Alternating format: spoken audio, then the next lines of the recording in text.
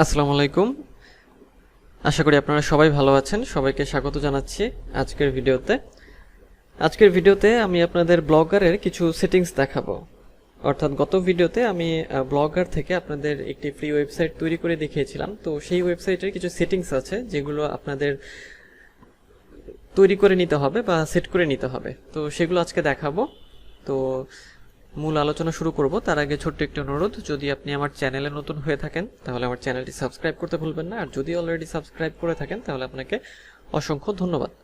তো এখন মূল আলোচনায় চলে যাই, যেটা ছিল আজকে আমরা কি দেখব, ব্লগারের কিছু সেটিংস দেখব। আচ্ছা, তো ব্লগারের সেটিংস বলতে যে ব্লগারে যখন আমরা লগ ইন করি বা ব্লগারের ইন্টারফেসটা আমাদের এরকম।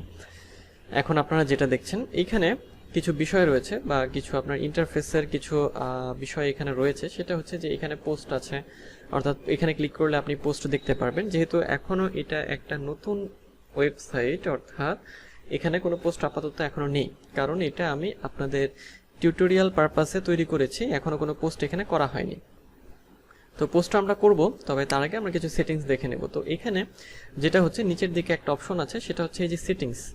এই সেটিংসগুলো আমাদের অ্যাড করতে হবে, তো সেটাই আমরা এখন দেখব। তো সেটিংসে আমরা ক্লিক করছি।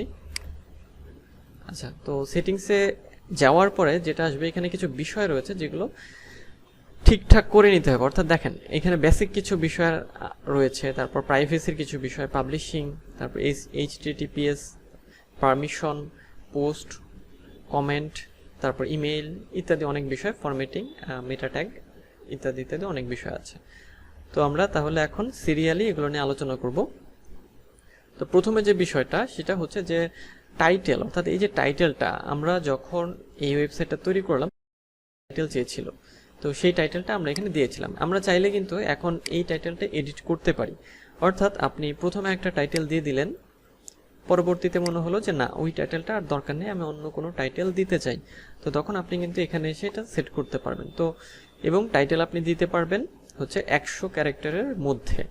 তো আমি টাইটেল চেঞ্জ করতে চাচ্ছি না, আপাতত এটাই রাখছি, সো এটা চেঞ্জ করার দরকার নেই। তো টাইটেলের ক্ষেত্রে আপনাদের যেটা করতে হবে যে আপনাদের যে এই যে ওয়েবসাইট, অর্থাৎ যে উদ্দেশ্যে আপনি ওয়েবসাইটটা তৈরি করছেন সেটা আসলে আপনি কিনে এখানে লেখালেখি করবেন, সেই বিষয়ে কিছু কিওয়ার্ড দিয়ে আপনি এখানে আপনার টাইটেলটা কিন্তু দিতে পারেন। অর্থাৎ টাইটেলের কাজ হবে যে আপনার ওয়েবসাইটটাকে সে রিপ্রেজেন্ট করবে, যে কি বিষয়ে আপনি ওখানে বলছেন বা বলতে চাচ্ছেন। টাইটেল, তারপরে রয়েছে ডেসক্রিপশন। তো ডেসক্রিপশনে কি থাকবে, আমাদের ডেসক্রিপশন হচ্ছে আপনার 500 ক্যারেক্টারের মধ্যে, এবং ডেসক্রিপশনের মধ্যে আপনার যেটা থাকবে যে আপনার যে হচ্ছে সেটা আসলে কোন বিষয়ের উপর বা কোন বিষয়ে আপনি এখানে পোস্টগুলো দিচ্ছেন। এবং ডেসক্রিপশনের ক্ষেত্রে সবচেয়ে গুরুত্বপূর্ণ যেটা মনে রাখতে হবে যে এখানে আপনাকে কিওয়ার্ড দিতে হবে, কারণ কিওয়ার্ড দিলে কি হবে, যে কিওয়ার্ড দ্বারাই কিন্তু আমাদের যে ওয়েবসাইট আছে সেটা হচ্ছে সার্চ ইঞ্জিনের কাছে র্যাঙ্ক করে বা সার্চ ইঞ্জিন সেটাকে সহজভাবে খুঁজে পায়। তো এই যে আমি যেটা তৈরি করলাম যে ওয়েবসাইটে, এটার কিছু কিওয়ার্ড আমি যদি দিই, অর্থাৎ ডেসক্রিপশন যদি আমি সাজাই, তাহলে কিভাবে সাজাবো সেটা আমি করে দেখাচ্ছি। তো এখানে আমার যে ওয়েবসাইটটা, তো আমি এটা তৈরি করেছি হচ্ছে যে আমার নাম দিয়ে, এবং এটা আমার একটা যে আমার যে কাজগুলো থাকবে সেই রিলেটেড পোস্ট আমি এখানে দেব। অর্থাৎ এখানে আপনার বিভিন্ন ধরনের হচ্ছে টিপস, যেমন হচ্ছে আপনার ফ্রিল্যান্সিং, তারপর হচ্ছে ফাইভার, তারপর হচ্ছে ওইটাকে আপওয়ার্ক, তারপর হচ্ছে আপনার এছাড়াও যে আদার্স যে মার্কেট প্লেস আছে অথবা ডিজিটাল মার্কেটিংয়ের যে কাজ, সেই রিলেটেড বিষয় এখানে থাকবে। তাহলে আমার এটার ডিসক্রিপশনটা, যেমন ডিসক্রিপশনের ক্ষেত্রে ছোট্ট একটা বর্ণনা আমরা বুঝি, তাই না? তো দেখেন এখানে আমরা ডিসক্রিপশনটা এভাবে লিখতে পারি যে এখানে কিছু কিওয়ার্ডও থাকবে আমাদের, আবার আমাদের মেইন থিমটাও এখানে থাকবে, মানে মূল বিষয়টা থাকবে।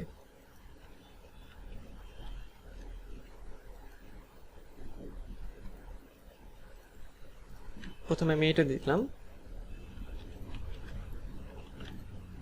This is my personal blog.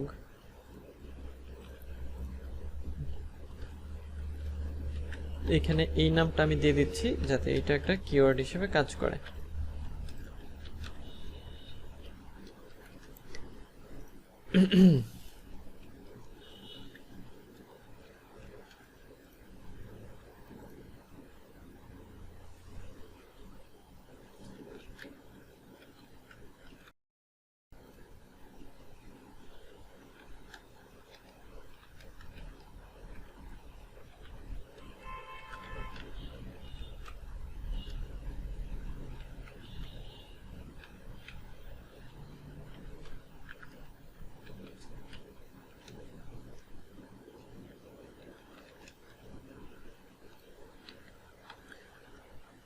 Data entry, তারপরে হচ্ছে ফ্রিল্যান্সিং, এটাও দিতে পারি,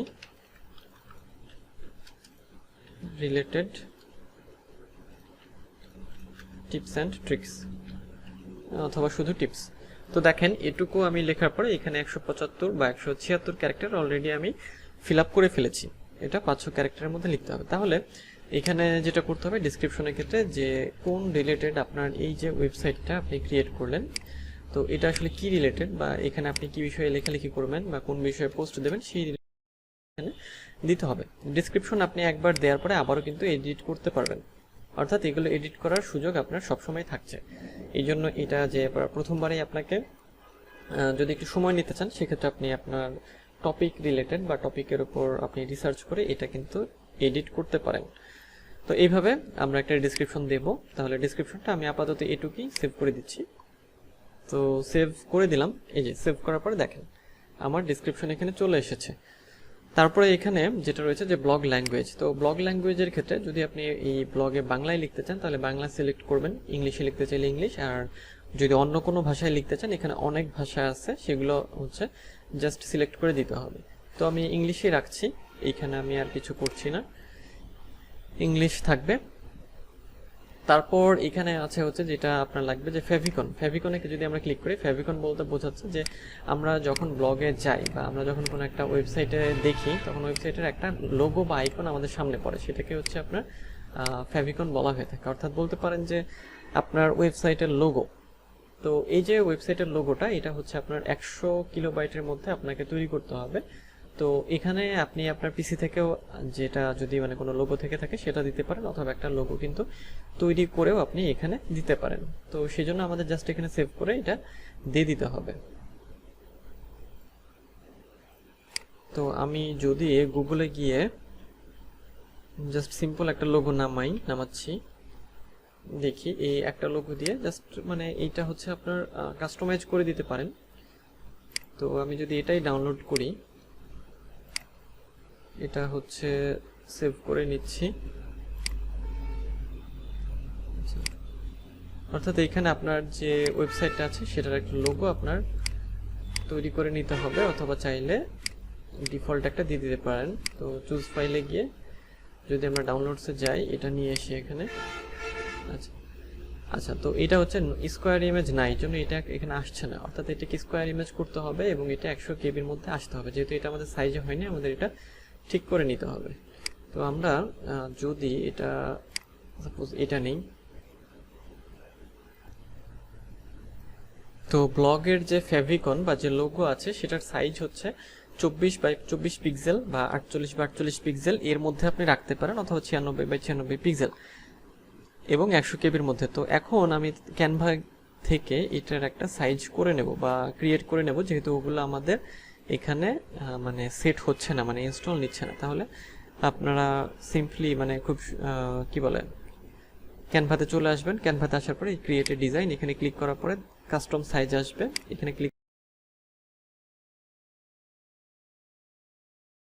মাঝামাঝি যেটা দিচ্ছে 48 × 48 পিক্সেল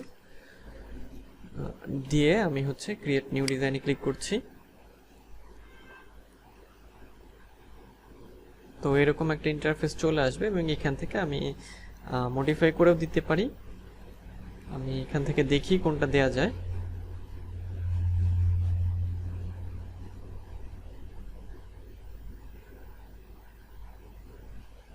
তো সাপোজ আমি এটা যদি দেই, এবং আপনি এখানে কিন্তু মডিফাই করতে পারেন, মানে আপনার যে ইয়াটা সেটা আপনি এখানে লিখতে পারেন, আপনার যে বিষয়ে এই ব্লকটা। যেমন আমি এটা লিখে দিলাম, এখানে আমি যদি এটার ফন্টটা চেঞ্জ করি, আচ্ছা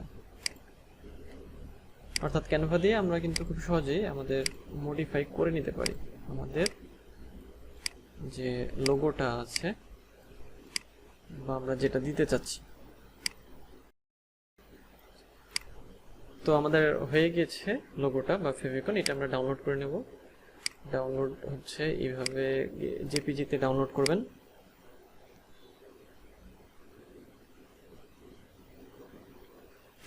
তো এখন আমরা আবার ব্লগে চলে যাব। ব্লগে গিয়ে আমরা হচ্ছে এই যে চুজ ফাইল ছিল, এখানে আমরা ক্লিক করব। ক্লিক করার পরে এই যে ফেভিকনটা এটা আমরা হচ্ছে এখানে অ্যাড করে দেব।